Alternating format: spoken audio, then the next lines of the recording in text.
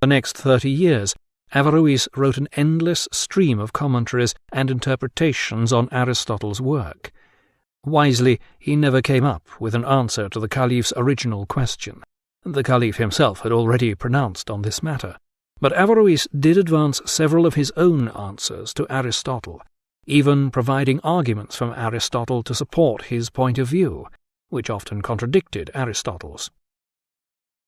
This was just the kind of approach that appealed to medieval Christian scholars, who quickly perceived its uses in the persecution of heretics. Translations of Averroes's commentaries on Aristotle began circulating in Paris, the great centre of learning at the time, but the Averroists, as they became known, soon found themselves in trouble.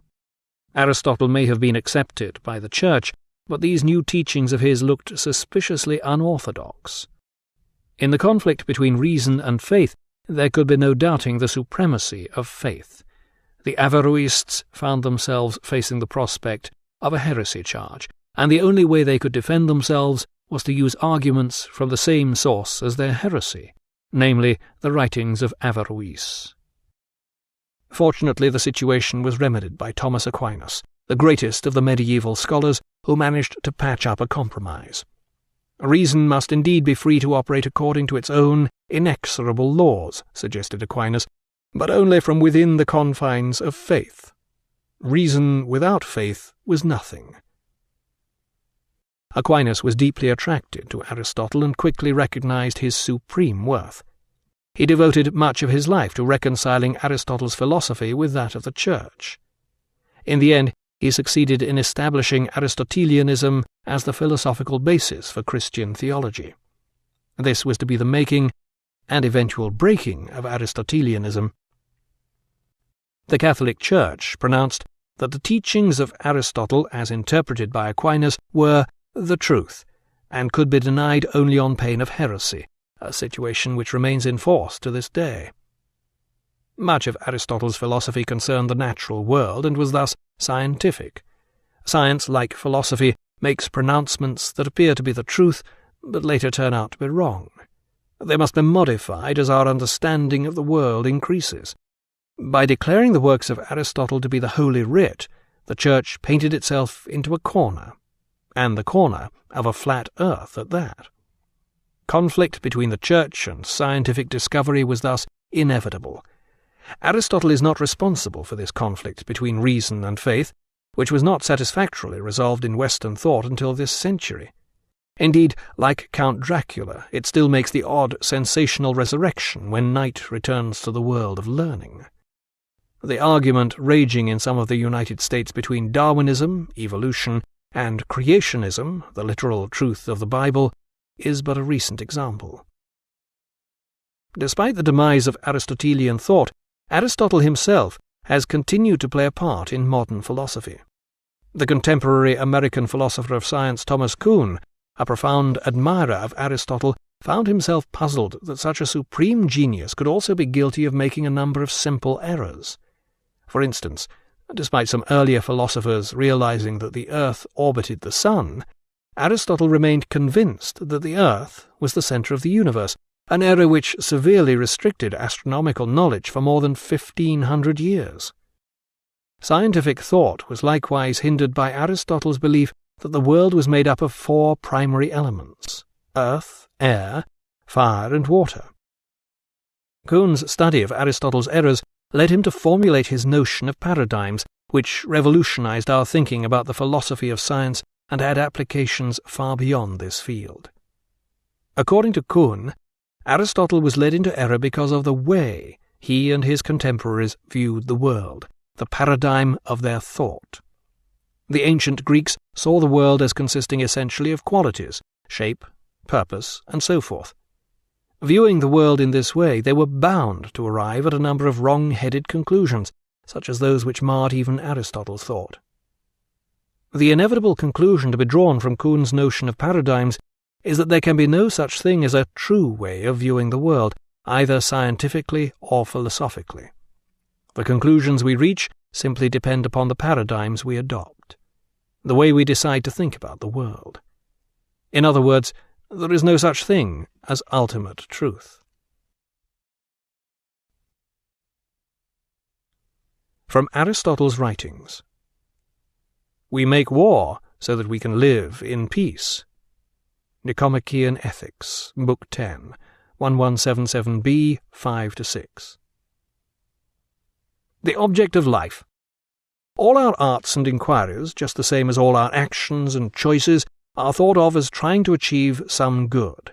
For this reason we can correctly define the good as that which all things aim at. Yet obviously there is a difference between the ends at which things aim. Some of these ends are activities, whereas some are results distinct from activities. Where the ends are distinct from the actions, the results are naturally superior to the activities. Because there are all kinds of arts, activities, and sciences, it is inevitable that they have all kinds of different ends as well. The end of medical science is health. The end of military science is victory. The end of economic science is wealth. Nicomachean Ethics, Book 1, 1094a, 1. Human good turns out to be the active exercise of the soul in conformity with excellence or virtue, and if there is more than one excellence or virtue, in conformity with the best and most complete. But this activity must take place throughout a complete lifetime, for one swallow does not make a summer, any more than one fine day. Likewise, one day, or a brief flight of happiness, does not make a man completely blessed or happy. Nicomachean Ethics, Book 1, 1098a, 16-19. Tragedy is the representation of an action that is worthy of serious attention, involves greatness, and takes place over an extended time, yet is complete within itself, portraying incidents which arouse pity and fear, so that such emotions are purged by the performance. Poetics, 1449b, 24-28. He who studies how things originated and came into being, whether this is the state or anything else, will achieve the clearest view of them. Politics, 1252a, 24-25. Thus it is clear that the state is a creation of nature, and it is one of man's characteristics that he alone possesses a sense of good and evil, justice and injustice, and such, and the coming together of living beings who possess this sense makes a family and a state. Politics, 1253a, 2-18. The notion of the state is naturally prior to that of the family or the individual, for the whole must necessarily be prior to the parts. If you remove the whole man, you can't say a foot or a hand remains unless you look upon this as if it were made of stone, for it would only be dead. A thing is only understood to be what it is owing to its abilities and its power to perform them. And when it no longer has these abilities or power, it no longer remains the same thing, it merely has the same name. It is thus obvious that a city precedes an individual. For if an individual isn't sufficient in himself to form a perfect government, he is simply to a city what other parts are to a whole, and anyone who is unable to live in society, or doesn't need to because he is sufficient unto himself, must be either a beast or a god. Thus everyone has a natural impulse to associate with others in this way, and whoever founded the first civil society brought about the greatest good to humanity. In this way man is the finest of all living creatures, just as without laws and justice he would be the worst. For nothing is so difficult to eradicate as injustice perpetrated by force. But man is born with this force, which is both prudence and valour, and it can be used for both just and unjust purposes. Those who abuse this force will be the most iniquitous, lustful, and gluttonous beings imaginable. On the other hand, justice is what binds men to the state, for the administration of justice, which consists of determining what is just, is the principle of order in political society. Politics, 1253a, 25-40. Democrats maintain that democracy is what the majority decide. Those who favour oligarchies believe that those with the most wealth should decide. But both these ways are unjust. If we follow what is proposed by the few, we soon have a tyranny.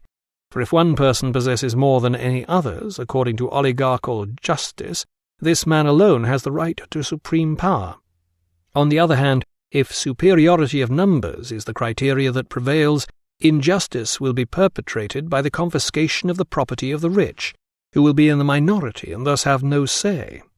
The notion of equality to which both parties will subscribe must therefore be